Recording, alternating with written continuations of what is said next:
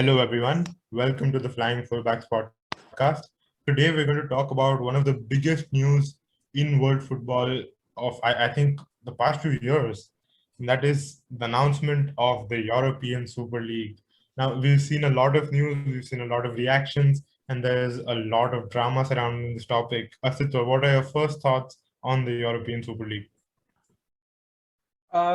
Just bunch of rich corporates making their pockets deeper kind of thing. No other way to describe that. Well, we've seen that the 12 clubs, and I think now we've had Bayern Munich, RB Leipzig, and Porto are the other three clubs, if I'm not wrong. So But those are, the one thing is that they all have made public statements denying any sort of involvement in them. So can't say is that the right? next three. So I'm not okay. So the 12 clubs, which are the top six clubs in England, plus Atletico Madrid, Real Madrid, Barcelona, Juventus, AC Milan, and Inter. So these 12 clubs have confirmed their participation, but Yeah, the rest of the three have not yet announced any official confirmation. Is that right? yeah, Okay. So now these 12 clubs are the biggest in the world.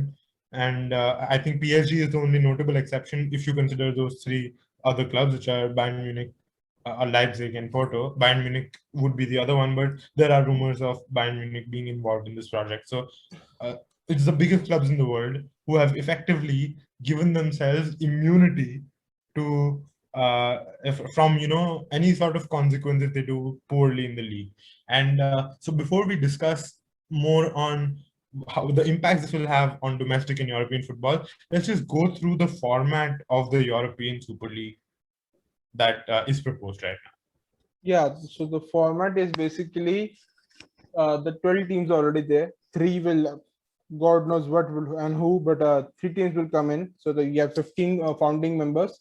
Then five teams every year will be picked up from domestic leagues on their domestic performance, and a 20 team league will be formed with the kind of this NBA thing where they have Eastern Conference and Western Conference shit. So yeah, we have two tables with a 10 team each, and they will all play this round robin thing in home and away, and then top three of both the leagues will go through in quarterfinals, and the fourth and the fifth from both of them will play this mini tournament knockout thing for the final two quarterfinalists, and then those eight teams will play this knockout tournament at the end of the season for to determine the champion.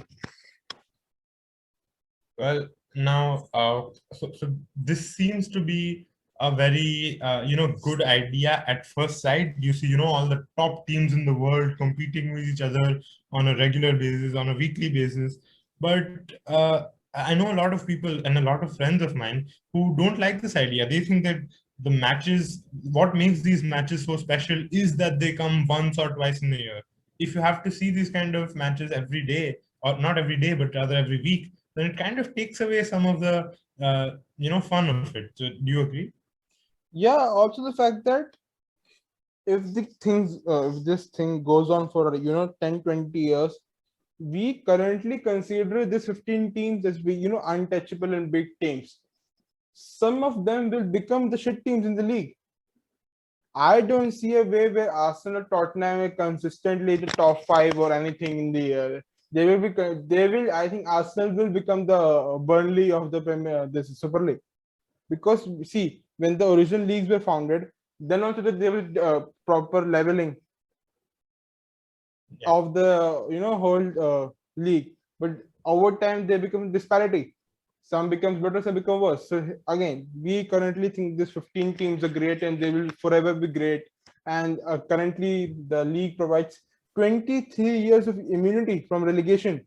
See, if they provided immunity of let's say 3 years, people would have still taken it, or like a year or two. But 23 years, do you seriously think a club like Tottenham is going to be still at this level 23 years down the line? So I think one of the main indicators that this league is more about the money than about saving football, as Papa Perez says, is the inclusion of teams like Arsenal and Tottenham. We all know that Arsenal are really struggling. Arsenal are ninth in the table, and on merit, there is no way that Arsenal deserve to be in this league. They are The ninth in only way, table with just because of goal difference and the fact that Aston yeah, Villa has whatever. So played they're low. Yeah. played 2 games So less. they're low in the table, man. We don't need to focus on the, the shortcomings of Arsenal at the moment. It's not what the podcast is about. That Anyway, Twitter has done even as an enough Arsenal of that. fan, Twitter has done enough even of as an that. Arsenal fan, even as an Arsenal fan, I know that Arsenal don't deserve to be in this league. There is no way Arsenal deserve to be in this league on merit. The only reason why Arsenal are included is because of the huge brand image and huge revenue that can be generated using Arsenal's image. So it's a clear indicator that these clubs care about getting money, taking money away from the other clubs. I think it's pretty safe to say that that's their intention, and it's also revealing that the people who are leading this charge are the Arsenal guys, Arsenal, Real Madrid, Juventus, Man United, and I think Inter. So it's a very sad thing to see, in my opinion. And although there are lots of people saying that, oh, this will backfire on them, and this is going to cause a decrease in viewership, fans will stop watching these matches. I actually think it's quite the opposite. I don't think these clubs would have taken this big a risk and announced something like this, especially because they're being heavily sanctioned by UEFA and FIFA. So I See, think one thing in my opinion is that when this Premier League thing was formed from the English League in 1992, I guess, people said the same thing that people will stop watching, nobody would like it and all. But if you consider this one fact that when the next generation comes in, they perceive it exactly. as a natural thing only. They won't say, And oh, and it's and you know killing the what game and all. the Premier League, the formation of the Premier League is causing an impact on the championship clubs. You know that most championship clubs run heavy losses on a yearly basis, and the only way that they survive is if they get promoted to the Premier League, and then of course when they get relegated through the parachute payments. Yeah. So this is bound to cause that sort of inequality. And as you said, the 23-year immunity is just absolutely ridiculous. Absolutely ridiculous. Yeah. Other thing, in my opinion, is the fact that they are bringing in those 5 clubs in, and irrespective of how they finish in that league, they are going to be dropped again. So, what is the point? You see, in my opinion, 5 clubs comes in, and one of those clubs that come in actually goes out and win that league. They will still get relegated in the next season. It doesn't make any sense. Like, how are you going to give any sort of incentive to players that when they know that even do whatever they do, they are just going to get relegated? So how does this work? In my opinion, is just bonkers.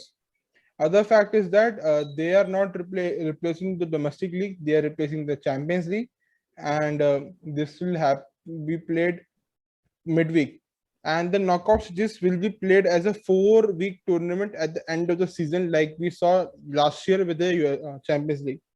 My question is, managers like Klopp and Pep Guardiola already shout at the FAs for fixture concession when they barely play more than 6 matches in Champions League till December.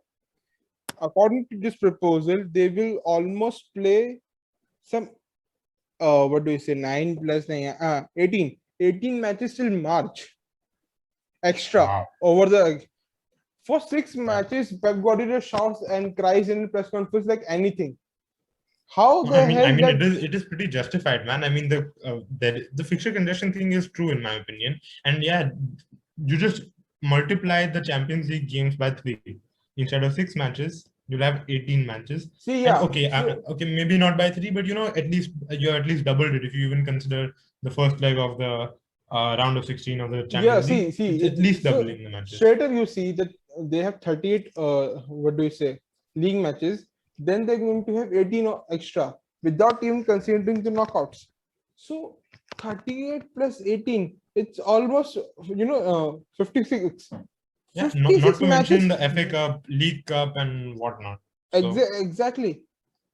How is this any more practical for anything? Either you're going to have this mega squads like already Man City have, with players like Riyad Mahrez are on the bench consistently and Sterling is on the bench because the fact the rotation is so much.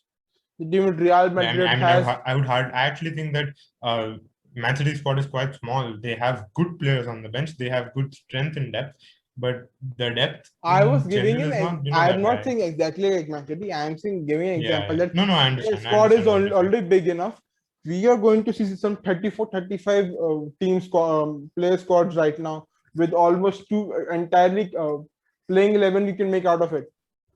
So yeah, are we going to see that? Yeah, Or are we going to see teams making the domestic league redundant by playing like what happened in Koraba Cup, that the managers just play their reserves or the under 19 something like that, and when the big teams are going to face, let's just say Fulham and something like that, or you say Levante and the La Liga, they are just going to put the reserves, and if yeah. that I happens, mean, you see, there is now no incentive to push hard in the league, because if you know that regardless of where I finish, if I'm going to get the money that comes with a European competition, then there is no incentive for the clubs to do better. There is no incentive for the clubs to field strong teams against the relatively weaker teams, the teams which are lower down the table. So it's going to really mess up, I think, not just the whole structure of football, European football as we know it right now, but also the experience of the fans.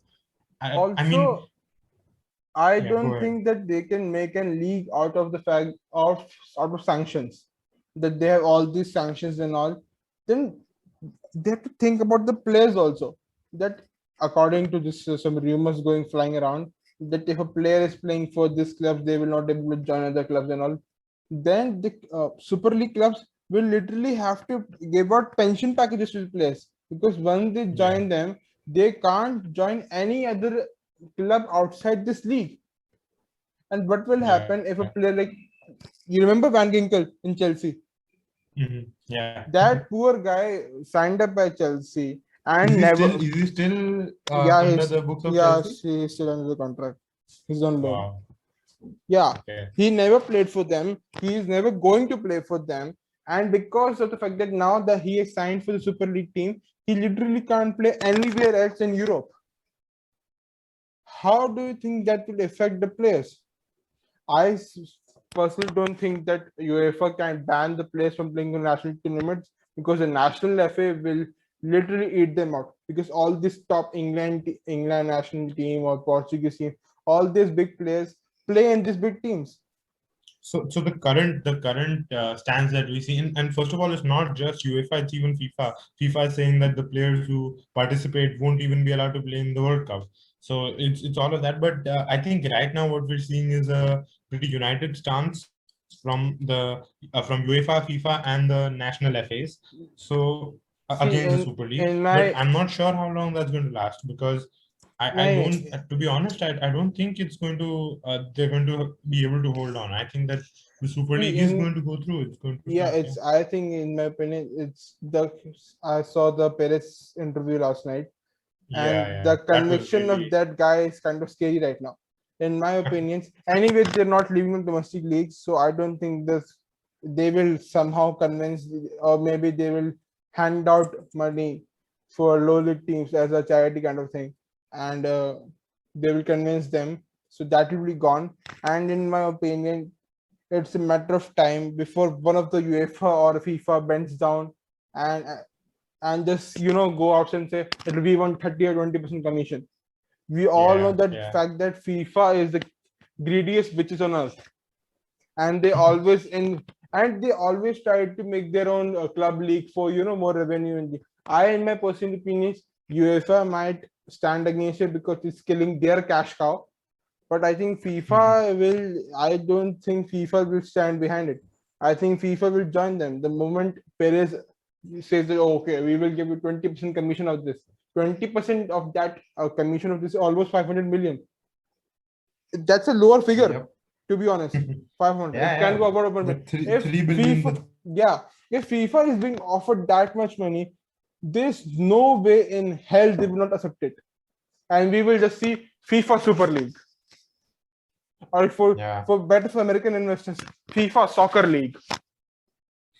I am personally the super thing is just to make the S there, so that down the line they Oh, can put soccer there, wow. because that is bound. That, They have American owners, and yeah. they have this what do you say, JP Morgan, the American big Yeah. investment bank, which is shelling out such crazy amount of money. I'm like, where was this money when the whole world was burning down in COVID? Now you're handing out 3.5 billion. Do you understand how much money is that Yep. for a creation of See, a simple league? And people are that too, actually very upset, and this American angle is something that is quite interesting to see. You see that uh, the Liverpool owner, then the Glazers from Manchester United, and of course, as you said, JP Morgan, they're all American. So that there is an even Stan that Kroenke, I aspect guess. is also quite interesting. So yeah, Stan Kroenke is also American, So absolutely. yeah, So so this is basically American capitalism at its worst. I'm a capitalist. I think you're also capitalist, but this is the worst case capitalism at its worst. yeah. So now, what do you think is the way out? Do you think there is a way out? Do you think that it is possible that enough fans say no to this, that there are enough fans who are convinced that no matter what, I won't watch these matches, and that they'll have to No. stop, or Fans think will never work because fans will always come around and watch it.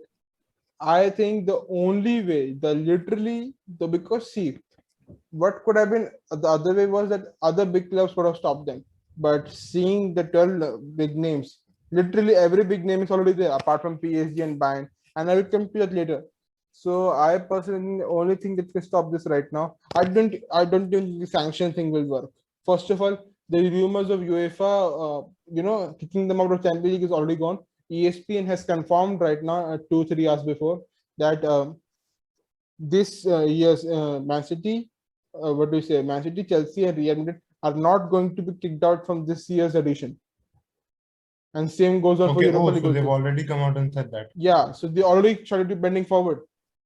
Yeah, I think Perez made it very clear that if something like this were to happen, if UEFA were to ban Real Madrid, then he would This, take legal action. He yeah, said this because in the see, because interview. in contracts only Spanish, I don't know about the Premier League, but in Italian Federation, Spanish Federation, by contract obligation only, they can't kick them out. So that is done. And Champions League, UEFA also starting, bending forward from them, that you can play this season till the end of the season. So yeah, I personally think the only way that can stop this is by players and managers refusing to play. Because if they So make that a is stand, interesting. But yeah, go but ahead. again, in case of players also, unless until it is the big players who come out vocal, like players of the level of Ronaldo and Messi, then only it can be stopped. Because if a player as irrelevant, like let's say Vinicius Junior, he's not irrelevant, but he's not a big player.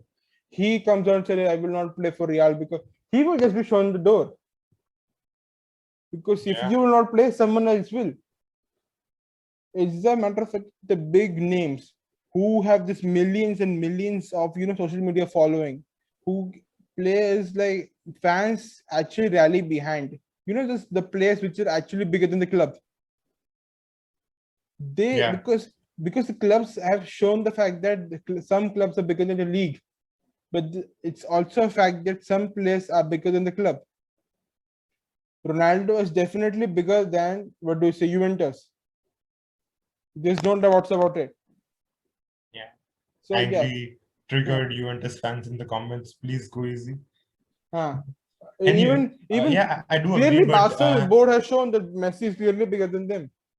see, I agree with you. This could be a way out, but I don't think it's going to happen. We But all know that players I are, think that fact that so much money is going to be put in this, that blatant money will be shown at everyone's face who tries to stop this. Blatant money. yeah. Like exactly I what mean, Perez did in Atleticos. That whatever was happening, he just slapped extra money on the face. Figo, that man was able to get the Barca's captain in his winning season. So that man can clearly do anything, to be honest. You have to see the fact that ECA Federation's chairman, one day he was talking about UEFA, and next day he comes out in support of this and becomes the vice chairman of the Super League and resigns from the ECA. You have to realize that how deep is the pocket of some people and how many snakes are there. Like I can't remember, some UEFA president guy, literally, not UEFA president, some other UEFA prominent guy, I'm forgetting the name, said that he is a criminal lawyer and he has been in courts for 20 years of his life, but he still has never seen a bullshit man like Ed Woodward.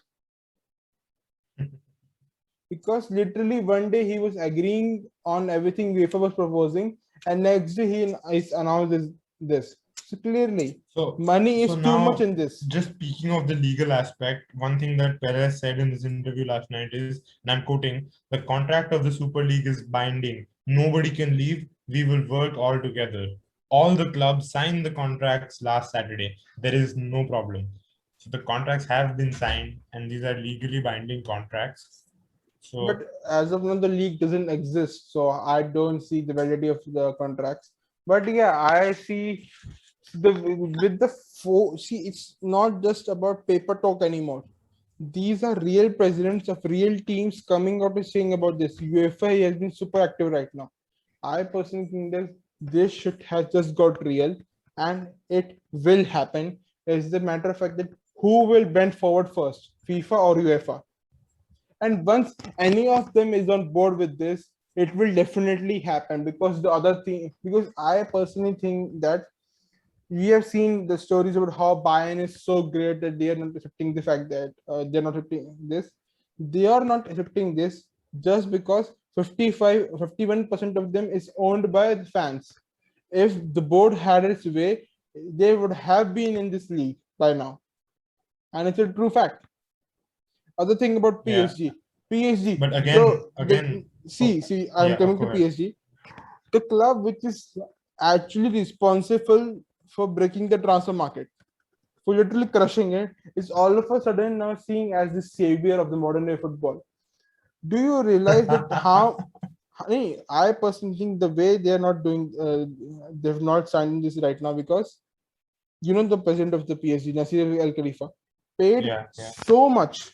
He literally paid so much to be the vice president of ECA and UEFA. And you know how much they bribed FIFA to be members of them and to get Qatar thing going. So why, after having put so much investment and getting up their ranks, why will they leave that system and again start again in this new Super League? So I think that's the reason they are not till now going in that way. But do you really think that if all the clubs go away and FIFA, UEFA start sponsoring them, they will stick around for this Champions League thing? They will be the first one going there. Yeah, no, not gonna happen. Absolutely. Now, so another thing that I want to quote, and I want your reaction to this. So Florentino Perez again in the same interview last night, and I quote again. He says, "Even in the Premier League, if the top clubs are economically stronger, all the other clubs will also become stronger. It is a consequence. We want to dialogue with UEFA as we proposed in the Super League. We want to save football." Reactions? I think he has watched Infinity War too many times. There were memes going around of the speech with Thanos at the end of Endgame, and being compared to that one of Perez. I think it's exactly the same. I will bring this new world by burning this down. I will rip this apart with its atoms, and new world will cherish and all shit like that. You can't literally burn down everything and expect the new thing will be all, hanky panky and good. So I don't buy this bullshit. And I think Perez has, to be honest, brought so much shame to this club right now. It's unparalleled. Most fans of most clubs that are involved in this are pretty embarrassed. And at least you have to accept the fact that clubs like Chelsea and Man City has still some redeeming aspect in the fact that they were not signing on this. They have signed this purely on peer pressure. Now, But so actually, that's something that I was coming to. For all the talk of them signing on peer pressure and whatnot, what they have this does to the rest of the league, what Chelsea and Man City have been doing to the Premier League for the past 20 years in Chelsea's case and 10 years in City's case, right? yeah, but at least they were still in the league. They were not ripping apart. So yeah, I don't think this is a pretty And the fact that this is Real redeeming Madrid in is any the way. one that brought this idea on the table, and it is the one. The creator is absolutely way more bad than the one participating it.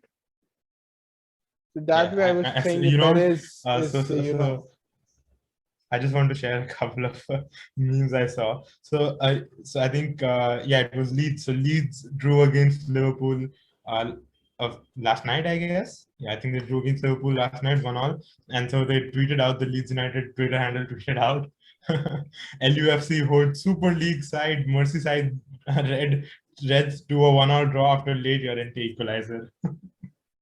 so yeah. Anyway, I think the other clubs in the Premier League are taking advantage and trolling the top six mercilessly. See, I personally don't buy this thing of other clubs being savior and all, and not getting in the league and being we are not this cornering capitalist and all. I personally think that they are not in this just because they're not invited in this. You tell me, if this offer was given to the owners of Fulham or Everton, wouldn't they have joined it? Absolutely. So actually, this is the other thing that I wanted to come to, which was I saw a tweet yesterday by a handle called Eduardo Han, and he says Gary Neville should realize that by mocking Arsenal and Tottenham, two teams that have abided by the FFP rules throughout the years, he's actually helping their case in joining the Super League. If the rules were applied to everyone, this wouldn't have happened. Now, I think this is a point which I've seen repeatedly made, that UEFA have lost all credibility after the failure of FFP, and especially after what happened with Man City and their case. What do you think? That's what I'm saying now, that UEFA all of a sudden being seen as this holy child is utter bullshit, and it's a matter of time and how much money clubs are willing to offer for the creation of Super League. Because there's no way they're going to turn down $500 million per year package. There's no way in hell that if that money is being offered to either UEFA or FIFA, and this will be turned down. The moment somebody offers that kind of money, it is definitely going through no matter what. UEFA is only stopping this as long as they are killing the cash cow. You're already seeing yourself that UEFA's this new Swiss model is being proposed with four groups of 8 teams each and something like that. I'm saying, if you're so scared about the sanctity of the competition, why are you doing this bullshit? The Swiss model is again other bullshit thing. So I don't believe in this UEFA being the holy grail of protecting the rights of the poor clubs and all. They are the one who were destroying in the first place by not regulating clubs like PSG and Man City. And that's the reason I don't trust this PSG being so holy and this. I think everyone, and I mean everyone, who is doing something right now by joining or by not joining is purely because of personal interest. Nobody is looking out for the game right now. Nobody, and I mean nobody. All people, every party, every federation, every club is standing absolutely naked right now in this whole fiasco. There's no So shame left in this game whatsoever. there was again some controversy surrounding Everton, who released a statement, condemning the Super League. They said that Everton is saddened and disappointed to see proposals of a breakaway league pushed forward by six clubs acting entirely in their own interest, six clubs tarnishing the reputation of the league in our game. They wrote a whole letter saying this, but a lot of fans, countered this by saying, if you were in this place, would you not accept this? That's what I'm saying. That is why I've said that nobody is looking for the game anymore. Everybody is standing naked in this fiasco. There's no shame left whatsoever. So, okay, just to lighten the mood a bit. So I found this interesting new rules of the game, football's new format. Fine, okay. So let's wrap it up, and thank you for watching a podcast. This was not a great episode, to be honest. This was kind of sad, and we will update you guys when the more updates come up. Thank you for watching.